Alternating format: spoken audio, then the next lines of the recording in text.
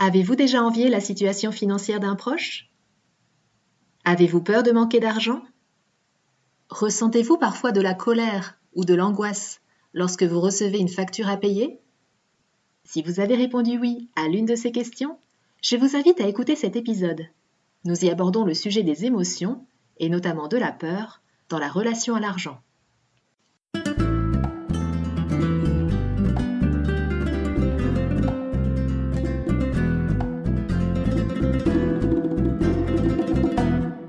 Bonjour et bienvenue dans le podcast Les Dessous de l'argent. Je m'appelle Delphine et je suis coach de vie spécialisée dans la relation à l'argent. L'argent est encore un sujet tabou dans de nombreux pays et il peut susciter chez les gens des émotions très fortes et très variées, allant de la joie au dégoût, en passant par l'admiration, la frustration, la honte, la colère et la haine. Comment l'argent, qu'il soit réel ou virtuel, peut-il avoir un tel impact? Que se cache-t-il derrière le Graal argent? Dans ce podcast, j'ai à cœur de partager avec vous des clés pour nous permettre de nous réconcilier avec l'argent et de le remettre à sa juste place. Ensemble, libérons-nous des croyances et des conditionnements qui nous empêchent d'être libres financièrement. Ensemble, reprenons notre pouvoir personnel sur l'argent et exprimons notre plein potentiel au service du monde que nous désirons co-créer. Les émotions sont au cœur de toutes nos relations et la relation que nous entretenons à l'argent n'échappe pas à la règle. Elle est chargée d'affect et d'émotions. Pour améliorer notre relation à l'argent, il est important d'aller observer nos pensées, nos émotions et nos ressentis concernant l'argent. Pour cela, je vous invite à conscientiser et à noter pendant une semaine ou un mois ce qui se passe en vous lorsque le sujet de l'argent entre en jeu. Par exemple, que ressentez-vous et que pensez-vous lorsque vous recevez une facture à payer? Lorsque vous effectuez vos courses? Lorsque vous achetez un produit ou un service et que vous regardez son prix? Lorsque vous repérez un article qui vous plaît, que vous aimeriez vous offrir ou offrir à votre partenaire de vie ou peut-être à vos enfants, et que son coût vous semble un peu élevé, voire trop élevé par rapport à vos finances? Lorsque vous planifiez vos vacances? Que ressentez-vous et que vous dites-vous lorsque le sujet de l'argent est abordé dans une conversation en famille, entre amis ou entre collègues? Lorsque vous négociez votre salaire ou le tarif de vos prestations? Lorsque vous rencontrez des gens qui gagnent plus d'argent que vous? Lorsque vous rencontrez des gens qui gagnent moins d'argent que vous? Lorsque vous entendez parler des gens fortunés dans les médias? Ou tout simplement lorsque vous pensez à l'argent ou que vous faites le point sur l'état de vos finances? Faites cet exercice avec sincérité et honnêteté envers vous-même et notez toutes les pensées, les émotions et les sensations que vous relevez. Cela va vous permettre de clarifier la relation que vous entretenez aujourd'hui avec l'argent et vous pourriez être surpris de découvrir tout ce qui vous traverse et tout ce qui se joue en vous à propos de l'argent. Les émotions sont souvent classées en deux grandes catégories. Il y a les émotions dites primaires, que sont la joie, la colère, la peur, la tristesse, le dégoût et la surprise. Ces émotions sont présentes dès la naissance et sont identifiables chez tous les êtres humains, indépendamment de la culture. Et il y a les émotions dites secondaires, comme la honte, la culpabilité, la jalousie, l'envie ou la haine. Ce sont des émotions acquises qui apparaissent plus tard dans l'enfance et qui impliquent des processus cognitifs d'évaluation de soi ou de comparaison sociale. Nous pouvons par exemple envier un ami qui a pu s'acheter la maison dont nous rêvons grâce à un héritage. Ce n'est pas notre cas et nous estimons qu'il est plus avantagé que nous. Et il est important de réaliser que c'est la perception que nous avons d'une situation qui nous impacte émotionnellement et pas la situation en elle-même. La réalité extérieure est toujours le reflet de notre état intérieur.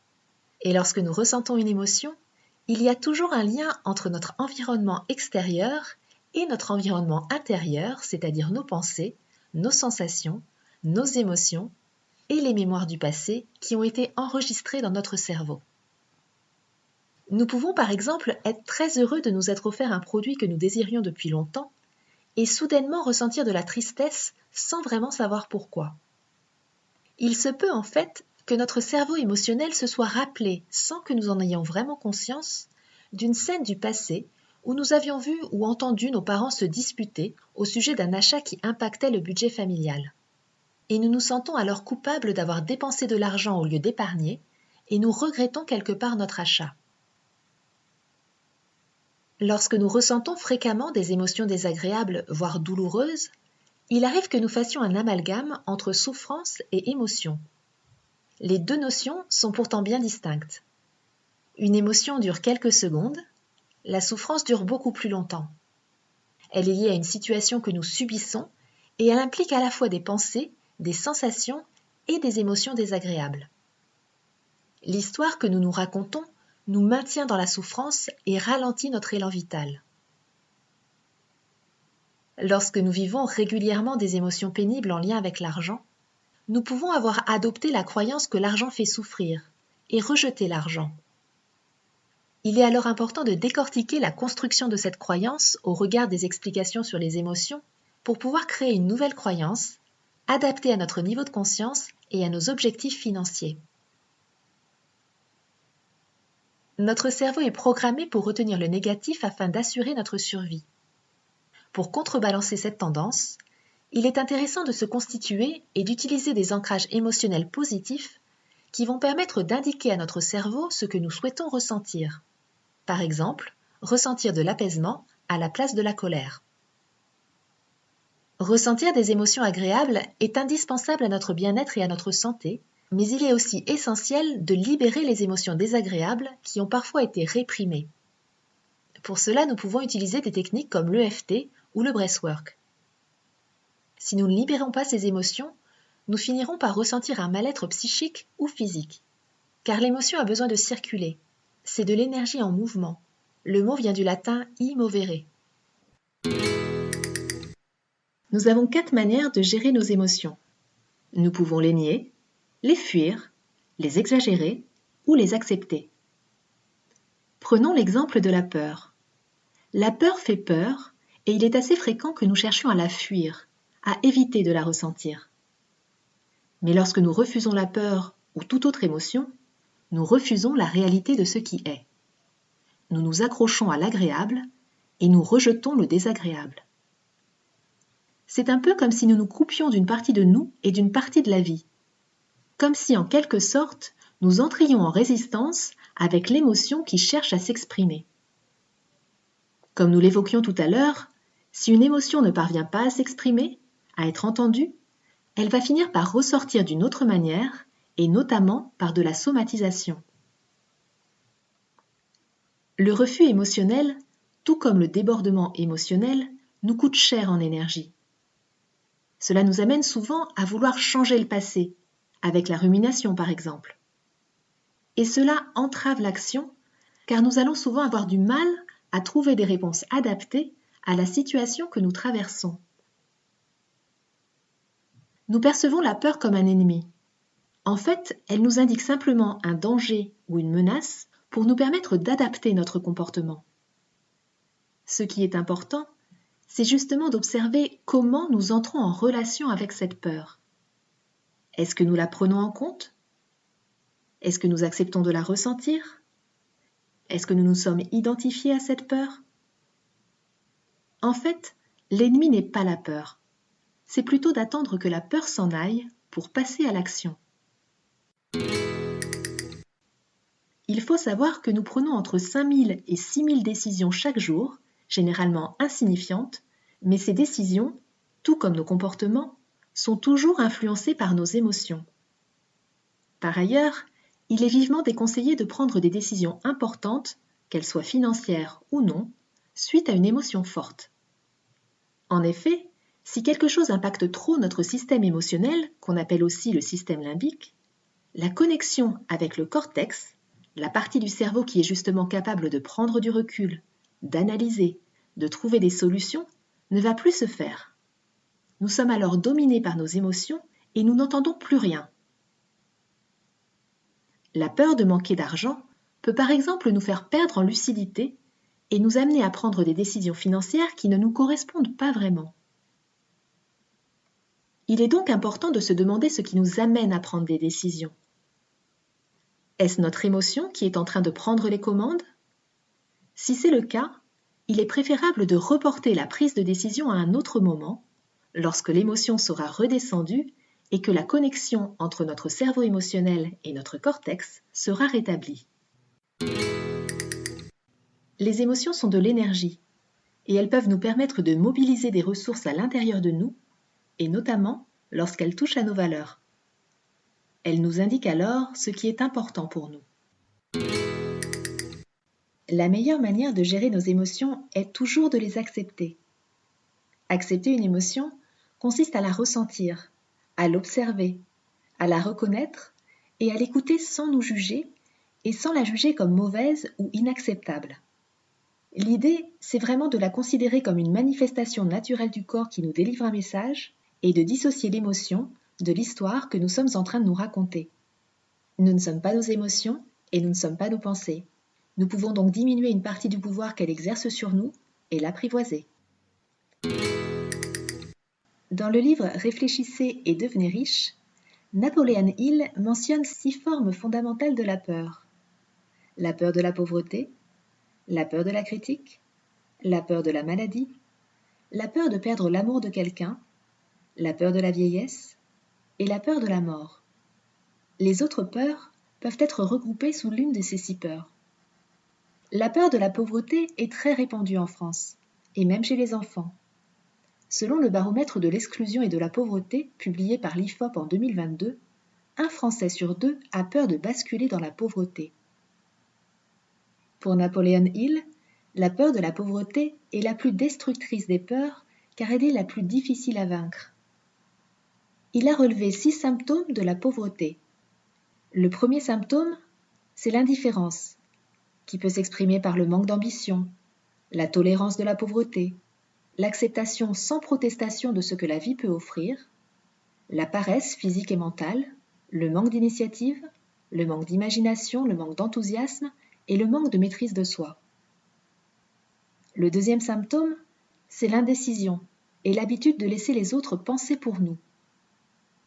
Le troisième symptôme, c'est le doute, qui peut s'exprimer sous la forme d'excuses pour expliquer ou excuser les échecs, ou sous la forme d'envie et de critique de ceux qui ont réussi. Le quatrième symptôme, c'est l'inquiétude, qui peut se manifester par une tendance à rechercher les défauts des autres, à dépenser plus que ce que nous gagnons, à négliger notre apparence, à bouder et à se renfrogner. Elle peut aussi se manifester par l'abus d'alcool et l'utilisation de narcotiques, par la nervosité, par le manque d'équilibre et par le manque de confiance en soi. Le cinquième symptôme, c'est l'excès de prudence. Il est caractérisé notamment par le fait d'être pessimiste, de ne voir que le côté négatif des événements, de penser à l'échec possible et d'en parler au lieu de se concentrer sur le moyen de réussir, ou par le fait d'attendre le moment propice pour mettre en action une idée et de faire de cette attente une habitude permanente. Et le sixième symptôme, c'est la procrastination.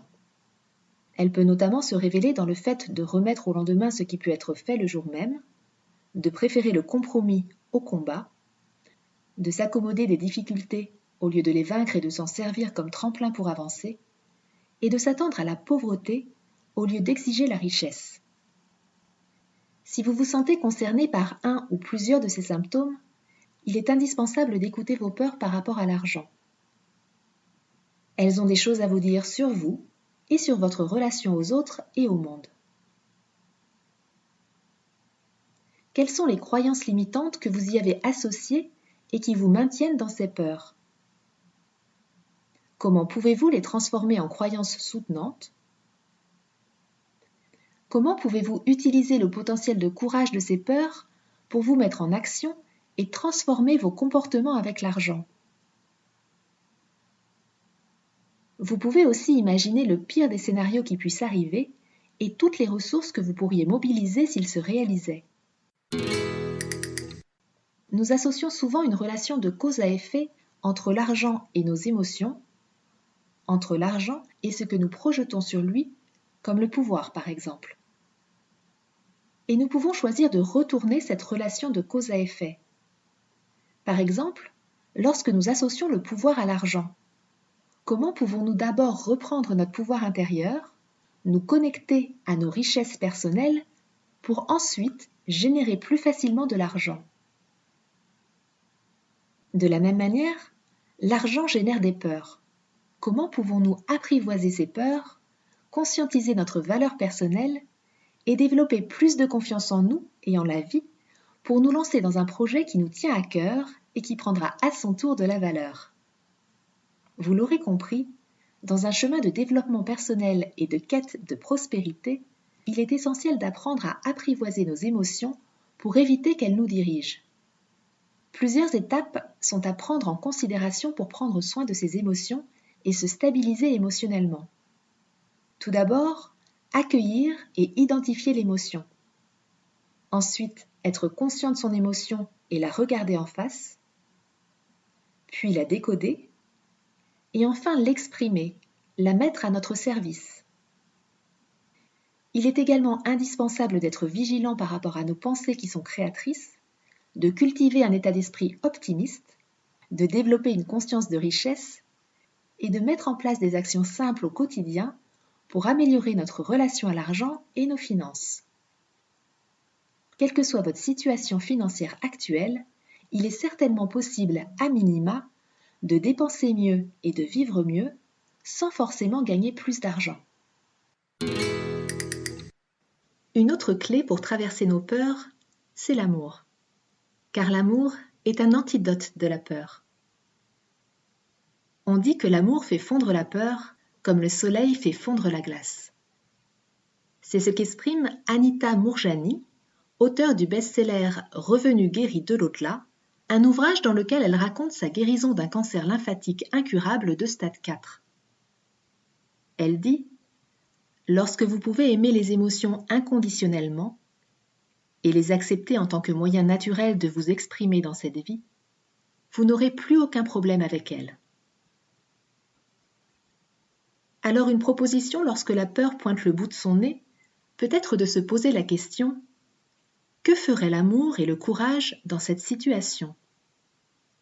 Ou bien « Que ferait une personne qui s'aime vraiment dans cette situation ?» Ces simples questions peuvent nous permettre de nous recentrer et de passer à l'action malgré la peur. Et derrière nos émotions se cachent des désirs et des besoins non assumés. Les reconnaître et les exprimer est un pas à faire pour nous apaiser émotionnellement. Derrière la peur de la pauvreté se cache le désir d'avoir de l'argent et le besoin de sécurité. La vraie question est de savoir comment nous pouvons commencer à combler ce désir et ce besoin. L'émotion, tout comme l'argent, est une énergie qui a besoin de circuler en nous et tout autour de nous.